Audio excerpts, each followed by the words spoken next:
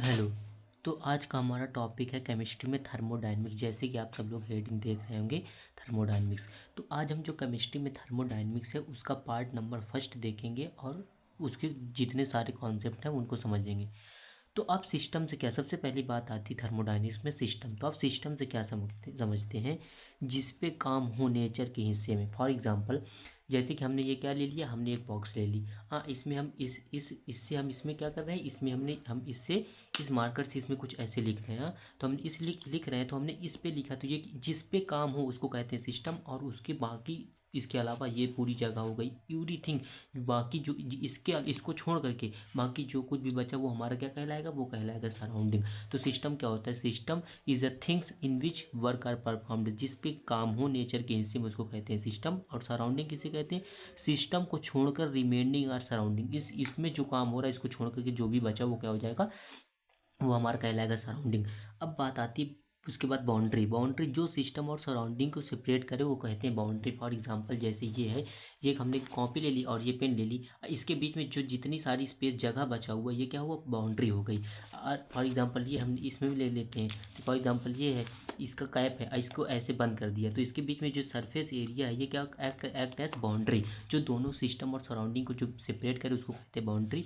Boundary में भी real और इमेजनरी, या ये तो रियल हो सकती हैं या इमेजनरी हो सकती हैं। यदि जो रियल होगी वो विजुअल मतलब वो दिखाई देगी, जो इमेजनरी होगा वो कैसे होगा, इनविजिबल होगा, उसको देख नहीं सकते। और उसके बाद बाउंड्री दूसरे बेसिस पे भी क्लासीफाई कर सकते हैं बाउंड्री को। तो एक ऑन द बेसिस ऑफ कि वो कंडक्ट करेंगे कि इलेक्ट्रिसिटी, कुछ भी जो कंडक्शन है वो करेक्ट करेंगे कि नहीं। एक कंडक्टर होती है, एक इंसुलेटर। कंडक्टर क्या करती है, हीट को ट्रांसफर करती है। हीट को, जैसे फॉर एग्जांपल कंडक्टर में जैसे हमारी इलेक्ट्रिसिटी में जैसे वायर्स हो गए, केबल से क्या करती है, ट्रांसफर करती है। तो ये एक्ट ऐसा कंडक्टर एंड इंसुलेटर, जो क्या इलेक्ट्रिसिटी मतलब हीट ट्रांसफर ऑफ हीट को, हीट के ट्रांसफर को कंडक्ट ना करे उसको कहते हैं, जो ट्रांसफर ऑफ हीट को ना कंडक्ट करे उसको कहते हैं इंसुलेटर। अब टाइप्स ऑफ सिस्टम। सिस्टम के भी तीन तीन प्रकार होते हैं। एक होता है open system, first is open system, second is close system and third is isolated system. Open system क्या होता है, इसमें मास भी ट्रांसफर होगा और एनर्जी भी ट्रांसफर होगी। कोई भी चीज़ ओपन है, जैसे एक कैप ओपन है, इसको इसमें से कुछ पास किया जाए तो इसी मास भी इसका ट्रांसफर होगा और इसी एनर्जी भी ट्रांसफर होगी, क्योंकि सिस्टम ओपन है। क्लोज सिस्टम में क्या होता है, एनर्जी का ट्रांसफर होता है और मास का ट्रांसफर नहीं होता है। आइसोलेटेड सिस्टम में फॉर एग्जांपल थर्मल इंसुलेटेड कोई आपके पास बॉटल है, उसमें जिसमें चाय रखी जाती है तो काफ़ी टाइम तक गर्म रहती है, तो उसके केस में क्या होता है, ना मास ट्रांसफर होता है और ना ही हीट एनर्जी ट्रांसफर होती है। तो there three types of system, open system, close system and isolated system. अब उसके बाद बात आती है प्रॉपर्टीज़ की। There two types of properties होती है। एक इंटेंसिव प्रॉपर्टी होती है, एक होती है एक्सटेंसिव प्रॉपर्टी। तो इंटेंसिव प्रॉपर्टी क्या होती है, जो ना चेंज हो वो इंटेंसिव हो। फॉर एग्जाम्पल, ये इसकी जो जनरल डिफिनेशन है उसको कह सकते हैं इस प्रकार, do it does not depend upon mass of system. Intensive property जो कि मास पे डिपेंड नहीं करती, लेकिन जो एक्सटेंसिव होती है वो किस पे, वो मास पे डिपेंड करती है। तो extensive property depend upon mass but intensive property not depend upon mass. अब इसको हम समझाते हैं कि कैसे आप इसको ईजी वे से याद कर रखेंगे और इससे रिलेटेड सभी क्वेश्चन को आसानी से सॉल्व कर सकेंगे। तो एक्सटेंसिव मतलब वो होता है, सिस्टम को डिवाइड करें, यदि प्रॉपर्टी अलग अलग हो जाए तो एक्सटेंसिव हो। फॉर एग्जांपल, ये जैसे ये सिस्टम है, हाँ, इसको हमने क्या किया, इसको यहाँ से अलग कर दिया, यहाँ से अलग कर दिया। तो जब इसको अलग किया, यदि इसकी प्रॉपर्टी अलग होने है, तो यदि सिस्टम डिवाइड करके यदि प्रॉपर्टी, इसकी प्रॉपर्टी अलग हो जाए तो ये कहलाएगा एक्सटेंसिव प्रॉपर्टी। और इंटेंसिव में इसकी प्रॉपर्टी, इसको हमने अलग कर दिया, इसकी प्रॉपर्टी सेम रही, तो वो क्या कहलाएंगी, वो कहलाएगी इंटेंसिव प्रॉपर्टी। फॉर एग्जाम्पल, जैसे इसको हमने कैप को ऐसे खोला तो क्या वो पहले इसका जो लेंथ था, लेंथ कितनी थी, लेंथ इतनी थी, मान लेते इतनी लेंथ थी। और उसके बाद हमने इसको हटा दिया, तो इसको कैप को जब हटाया तो लेंथ इसकी क्या हो गई, लेंथ कम हो गई। तो ये क्या हो गया, चेंज हो गया ना, पहले से चेंज हो गया। तो ये क्या कहलाएगा, एक्सटेंसिव प्रॉपर्टी, जो चेंज हो जाती है। और इंटेंसिव प्रॉपर्टी, जैसे लेंथ चेंज हो गई तो लेंथ क्या हो गई, एक्सटेंसिव प्रॉपर्टी। अब इंटेंसिव प्रॉपर्टी के एग्जाम्पल इसे समझते हैं। फॉर एग्जाम्पल, इसमें अभी नॉर्मल टेम्परेचर लग रहा है, रूम टेम्परेचर 37, नॉर्मल टेम्परेचर लग रहा है हमारे बॉडी का, मान लो टेम्परेचर इसमें लग रहा है 37 डिग्री सेल्सियस का। और इसको हमने हटा दिया कैप, तो क्या इसमें ये जो कैप हटाने की वजह से इसमें टेम्परेचर चेंज हुआ, नहीं ना, टेम्परेचर तो कांस्टेंट ही रहेगा। तो ये क्या कहलाएगा, ये कहलाएगी इंटेंसिव प्रॉपर्टी। इसी भी आप में जितने भी एग्जाम्पल आएंगे हम उनको इसी तरह से देख करके देखेंगे, तो उसी से हम इंटेंसिव और एक्सटेंसिव में डिफरेंस निकाल लेंगे।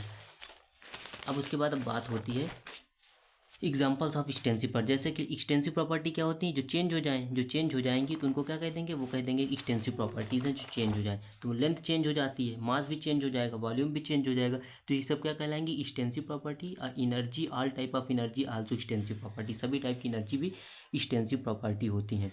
एग्जाम्पल्स ऑफ इंटेंसिव प्रॉपर्टी, जैसे टेम्परेचर कांस्टेंट रहेगा, प्रेशर कांस्टेंट रहेगा, डेंसिटी कांस्टेंट रहेगी, concentration of all type, molality, normality, mole fraction, mass by mass percent, mass by volume percent, volume by volume percent, all this concentration terms are intensive property. अब intensive property क्या होती है, non additive nature, मतलब कि जो property same रहती, constant रहती हैं, वो एडिटिव नॉन एडिटिव नेचर की होती हैं। जब वो डिवाइड नहीं होती तो ऐड ही क्यों होगी, जब डिवाइड नहीं हो रही तो नॉन एडिटिव नेचर की होती हैं। बट एक्सटेंसिव प्रॉपर्टी क्या होती है, एडिटिव नेचर की होती है। और इसको इस तरह से two extensive property, extensive upon extensive का ratio is equal to intensive always. Extensive upon extensive, दो एक्सटेंसिव प्रॉपर्टी का रेशियो लेंगे तो हमेशा क्या वैल्यू मिलेगी, हमेशा इंटेंसिव मिलेगी ऑलवेज। मास क्या है, एक्सटेंसिव प्रॉपर्टी, वॉल्यूम जैसे क्या है एक्सटेंसिव प्रॉपर्टी, तो डेंसिटी क्या होता है, density is equal to mass upon volume, mass upon volume, mass क्या हुआ, एक्सटेंसिव प्रॉपर्टी ई, और volume extensive property, extensive upon extensive is equal to intensive, ये हमेशा होता है। और वर्क और हीट के बारे में आ जाए तो इसको याद कर लीजिए, work and heat not extensive, not intensive, ना तो ये इंटेंसिव प्रॉपर्टी है और ना ही ये एक्सटेंसिव प्रॉपर्टी है। ठीक है, अब उसके बाद बात करते हैं बाउंड्री प्रॉपर्टी। जो वर्क और हीट जब ना तो एक्सटेंसिव है ना तो इंटेंसिव, तो ये क्या हुई, तो ये क्या है, तो ये बाउंड्री प्रॉपर्टीज होती है। These are the it is a boundary properties. ये ड्यूरिंग द प्रोसेस, मतलब जब प्रोसेस होता है तो उस टाइम भी जनरेट होती हैं, तो ये बाउंड्री प्रॉपर्टीज होती हैं। क्या, work and heat are the boundary process. अब इसी से हम कितने भी सारे क्वेश्चन इसे एक्सटेंसिव इंटेंसिव के आ जाए, इसी डिवाइड वाले रूल से आसानी से बता सकते हैं। अब बात आती है एक्सटेंसिव, ये प्रॉपर्टी जैसे उसी की डिफिनेशन कंक्लूजन है कि ये प्रॉपर्टी चेंज हो जाती हैं एक्सटेंसिव और इंटेंसिव, किसी को कम ज़्यादा करने से चेंज नहीं होती, किसी चीज़ को कम ज़्यादा करने से चेंज नहीं होती, मतलब ये हमेशा कांस्टेंट होती है। बट ये नॉन कांस्टेंट, ये चेंजेबल होती हैं, ये अनचेंजेबल होती हैं। प्रोसेस, किसी सिस्टम में कुछ होने को प्रोसेस कहते हैं। प्रोसेस मतलब क्या होता है, फॉर एग्जाम्पल इसमें है, इसमें कुछ काम हो रहा है तो इसको क्या कहेंगे, ये क्या कहेगा, ये कहलाएगा प्रोसेस। तो what is a process, process क्या होता है कि सिस्टम में जो काम हो रहा है, उसको क्या कहलाते हैं, वो क्या कहलाएगा, वो कहलाएगा प्रोसेस। टाइप्स ऑफ, अब इन्हीं प्रोसेस, जो प्रोसेस होते हैं, टाइप्स ऑफ प्रोसेस भी जो काम होते हैं अनेक प्रकार के, उनमें कुछ कंडीशन होती है, कंडीशन पर डिपेंड करता है जो काम होते हैं। तो कुछ होते समय कुछ कांस्टेंट या फिक्स हो सकता है। तो सबसे पहला आता है आइसोथर्मल प्रोसेस। आइसोथर्मल प्रोसेस में क्या होता है, in case of N isothermal process, temperature delta T mean temperature क्या होगा, यहाँ पे कांस्टेंट होगा, टेम्परेचर कांस्टेंट होगा तो D T is equal to zero. Temperature हमेशा आइसोथर्मल के केस में टेम्परेचर हमेशा कांस्टेंट रहेगा, और आइसोबैरिक प्रोसेस के केस में तब हमारा प्रेशर जो रहेगा वो कांस्टेंट रहेगा और चेंज इन प्रेशर क्या हो जाएगा, जीरो। और बोल सकते हैं delta P is equal to constant and D P is equal to zero, ये जीरो ये होता है। In case of isobaric process, pressure is equal to constant, in case of isothermal process temperature is constant. अब तीसरा आता है isochoric process, जब volume constant हो, mean delta V is equal to constant, mean D V is equal to zero. और adiabatic process, no heat exchange, जैसे 21 case में होता है आइसोलेटेड, मतलब जैसे हमने वो बताया था ना, एग्जाम्पल थर्मोफ्लास्क इंसुलेटेड वो बॉटल होती है, तो वो किसका केस, वो एग्जाम्पल है आइडियाबैटिक का, क्योंकि उसमें हीट का ट्रांसफर नहीं होता है। तो D Q is equal zero, वहाँ पे हीट ट्रांसफर जीरो होता है। It is called as the isobaric. वो क्या होता है, वो हमारा होता है, वो होता है वो एडियाबैटिक प्रोसेस। तो डी क्यू और इज इक्वल, केमिस्ट्री में डी क्यू और क्यू जो होगा ये सेम बात है, दोनों ही change of heat during process क्या होंगी, जीरो होंगी मतलब कांस्टेंट होंगी। अब बात आती है साइक्लिक प्रोसेस। साइक्लिक प्रोसेस क्या होता है, जो पाथ पे डिपेंड नहीं करता है, कंप्लीट साइकिल, जैसे कि हमने इस पॉइंट से शुरू की और इसी पॉइंट पे आ गए तो ये साइक्लिक प्रोसेस हो गया। ए से शुरू किया था, ए पर आ गए तो साइक्लिक प्रोसेस हो गया। और तो cyclic process was only depend upon it is state function because it does not depend upon path. ये पाथ पे ये नहीं मैटर कर रहा, हम यहाँ से आए हैं कि यहाँ से आए हैं, यहाँ से हमको फाइनल और इनिशियल देखना हमको। तो ये साइक्लिक प्रोसेस में ये it is a state function. अब रिवर्सिबल प्रोसेस आते हैं, to types of process, reversible process and irreversible process. तो रिवर्सिबल प्रोसेस होता है, एक होता है इरिवर्सिबल प्रोसेस। तो रिवर्सिबल प्रोसेस क्या होती है, इक्विलिब्रियम की कंडीशन हमेशा, यदि प्रोसेस रिवर्सिबल है तो हमेशा इक्विलिब्रियम की कंडीशन होगी। यदि इरिवर्सिबल प्रोसेस है तो उसमें इक्विलिब्रियम की कंडीशन नहीं होगी। यहाँ पे एफ जो ओरिजिनेशन है और F driving and F origination means जो सराउंडिंग है और सिस्टम का जीरो के बराबर होगा।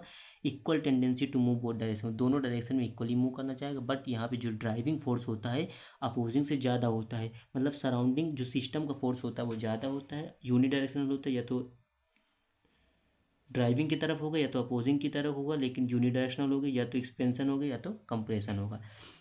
अब पीक एक्सटर्नल क्या होता है, इट इज़ अ वेरिएबल है। पीक एक्सटर्नल जो रिवर्सिबल के केस में क्या होता है, जो एक्सटर्नल प्रेशर लगता है वेरिएबल होता है, ये थ्योरेटिकल वैल्यू है, ये स्लो होता है, इनफाइनाइट टाइम होती है, इसमें 9 स्टेप होते हैं। इसमें पी एक्सटर्नल कांस्टेंट होता है, ये रियल है, finite time, finite step, all natural process are irreversible process, सभी नेचुरल प्रोसेस इरिवर्सिबल प्रोसेस होते हैं। अब दो फंक्शन, स्टेट फंक्शन की बात की थी हमने, स्टेट फंक्शन और path function depend on only initial and final state, it is called as state function. Depend path function depend upon path is called as path function. Always result same, always इसमें result क्या होगा, same होगा। जब ये क्या initial final पर depend कर रहा है तो रिजल्ट तो सेम ही रहेगा, बट यहाँ पे रिजल्ट क्या होता है, डिफरेंट होता है। तो कि इनको, इन चार को छोड़ करके बाकी सब स्टेट फंक्शन होते हैं। Work, heat, heat capacity, distance. Work हो गया, हीट हो गया, heat capacity and distance our path function. यही चार बस पाथ फंक्शन होते हैं, बाकी जितनी भी यूनिट्स हैं, क्वांटिटीज कुछ भी हैं, वो सब क्या है, स्टेट फंक्शन है। वर्क क्या होता है, वर्क मतलब transfer of energy from system to surrounding, energy के ट्रांसफर को वर्क कहते हैं। Transferring of energy from system to surrounding is called as work. अब जैसे फिजिक्स में होता है work is equal to the force into displacement, वैसे यहाँ पे क्या हो जाएगा, work is equal to P external into change in volume, P external. और ये हमेशा क्या होता है, अपोजिट डायरेक्शन में होता है, तो work is equal to minus of P external into change in volume D V, P external into delta V. अब एक्सपेंशन के केस में क्या होता है, जब सिस्टम में वर्क एक्सपांसन, जब फॉर एग्जांपल इसमें इसमें एक्सपांसन करना है, तो इसका सिस्टम पे इसी पे वर्क किया जाएगा तो ये एक्सपांड करेगा, तो work done by the system is negative. तो वर्क डन जब इसी जब इसमें काम करेंगे, इसी के अंदर से एक्सपांड, इसी में काम करेंगे, तो इसका वर्क क्या हो जाएगा, निगेटिव हो जाएगा। हाँ, जो सिस्टम का वर्क हो जाएगा निगेटिव, जो सिस्टम का वर्क हो जाएगा वो हो जाएगा निगेटिव सिस्टम का, तो work done by the system is negative, और सराउंडिंग कैसी हो जाएगी, पॉजिटिव हो जाएगी। कंप्रेशन के केस में क्या होता है, वर्क डन बाय सराउंडिंग जो होती है, वो जो work done by surrounding negative होती है, और work done by system is positive. For example है, इसमें हम इसी पे वर्क कर रहे हैं, इसमें work done by the surrounding के थ्रू इसमें काम कर रहे हैं, बाहर से इसमें फोर्स लग रहा है, तो वर्क, तो सिस्टम पे वर्क कैसे हो जाएगा, पॉजिटिव हो जाएगा, क्योंकि इसमें वर्क बाहर का ऐड हो रहा है तो पॉजिटिव हो जाएगा, और सराउंडिंग का इस पे लग रहा है तो सराउंडिंग का कम हो जाएगा, तो सराउंडिंग का हो जाएगा निगेटिव वर्क। तो एक्सपांसन और उस एक्सपांसन और कंप्रेशन के केस देख लिया।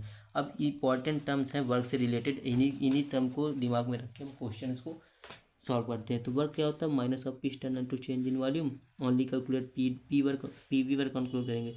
जब कंप्रेशन का केस होगा तो work done by system on the system positive होगा, सराउंडिंग नेगेटिव होगी। जब एक्सपांसन होगा तो work done by the system negative होगा और सराउंडिंग पॉजिटिव होगा। वर्क डन अगेंस्ट होता है मीन्स वैक्यूम होगा तो एक्सटर्नल बाहर का प्रेशर जीरो होगा तो वर्क जीरो हो जाएगा।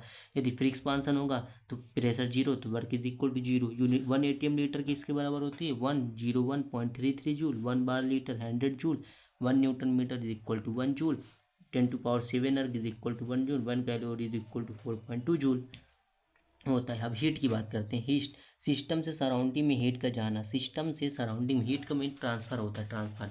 तो सिस्टम जब सिस्टम निगेटिव और सराउंडिंग पॉजिटिव, सिस्टम से जब बाहर निकलेगी, सिस्टम से जब निकलेगी तो सिस्टम से निकल रहा वर्क हो रहा है तो सिस्टम निगेटिव हो जाएगा, सराउंडिंग पे जा रहा है तो पॉजिटिव हो जाएगा, सराउंडिंग पे हो रहा है। और जैसे सराउंडिंग से सिस्टम में जाना, सराउंडिंग से सिस्टम में, तो सराउंडिंग में से जा रहे हैं सिस्टम में तो सिस्टम पॉजिटिव हो जाएगा, सराउंडिंग से कर रहे हैं तो सराउंडिंग निगेटिव हो जाएगी। यही बात यहाँ केस फर्स्ट केस सेकंड में लिख रखी है। Sum of all type of energy is called internal energy that are it is represented by U. U means sum of all total energy is called internal energy. Internal energy was represented by U is equal to potential energy, kinetic energy, total energy, etc. It is extensive property and it is state function. यदि ideal gas के case है तो उसमें जो internal energy होगी directly proportional to temperature, केवल temperature के proportional होगी आइडियल गैस में। हाँ, तो टेम्परेचर क्या होगा, कांस्टेंट होगा तो यू कांस्टेंट, तो D U is equal to zero हो जाएगा, क्योंकि D U upon D T ये क्या हो जाएगा, D U upon D T temperature पर डिपेंड करता है, तो ये इट इज इक्वल टू, ये क्या हो जाएगा, जीरो के बराबर हो जाएगा, बाकी सब जीरो के बराबर नहीं, क्योंकि वो उस पर डायरेक्टली डिपेंड कर रहा है ना। अब फर्स्ट लॉ ऑफ थर्मोडायनेमिक्स क्या होता है, फर्स्ट लॉ ऑफ थर्मोडायनेमिक्स इसका फार्मूला होता है, इसको अच्छे से याद रख कर लीजिए। D U is equal to Q plus W, या लिख सकते हैं D U is equal to Q work done को लिख सकते हैं minus of P turn into change in volume, तो Q minus of P turn into change in volume. अब प्रोसेस 5 तरह के प्रोसेस होते हैं, isothermal process, adiabatic isobaric process, isochoric process, adiabatic isothermal process, isobaric process, isochoric process, adiabatic process, cyclic process. तो इन case of isothermal जैसे बताया temperature constant रहेगा, तो जब इसको टेम्परेचर कांस्टेंट है, तो जब टेम्परेचर कांस्टेंट है तो इसमें किसी temperature is equal to zero, तो इसमें किसी के इफेक्ट नहीं पड़ेगा। हाँ, ये ओनली डिपेंड करता है D U directly proportional to T. हाँ, टी के डायरेक्टली प्रोपोर्शनल होता है टेम्परेचर, तो D U directly proportional to temperature हमने यहाँ देखा था ना पीछे कि D U is directly proportional to T temperature के। तो यू क्या हो जाएगा, यू इज इक्वल, जैसे फार्मूला क्या होता है, U is equal D U Q plus W, तो डी यू टेम्परेचर कांस्टेंट है तो ये जीरो हो जाएगा, तो क्यू प्लस डब्ल्यू, तो Q is equal to W के बराबर हो जाएगा, Q is equal plus of P external into change in volume. Similarly isobaric process pressure is equal constant, D P is equal to zero, और इसमें किसी भी इसमें डी न यू इफेक्ट होगा यू में, न क्यू में, न डब्ल्यू में, तो इसमें जनरल फार्मूला जो वही वैसे ही आ जाएगा। अब आइसोकोरिक प्रोसेस वॉल्यूम कांस्टेंट होता है, वॉल्यूम कांस्टेंट तो वर्क डन क्या होगा, जीरो होगा, जब वॉल्यूम कांस्टेंट तो वर्क डन जीरो हो जाएगा, तो डी यू किसके बराबर हो जाएगा, क्यू के बराबर, D U is equal to Q. हाँ, एडियाबैटिक केसेस में क्या हो जाएगा, क्यू जीरो हो जाएगा तो D U is equal to work के बराबर हो जाएगा, और साइक्लिक प्रोसेस में वर्क डन जीरो होता है तो D U is equal to Q के बराबर हो जाएगा। आई होप आपको ये अच्छे समझ में आ गया होगा।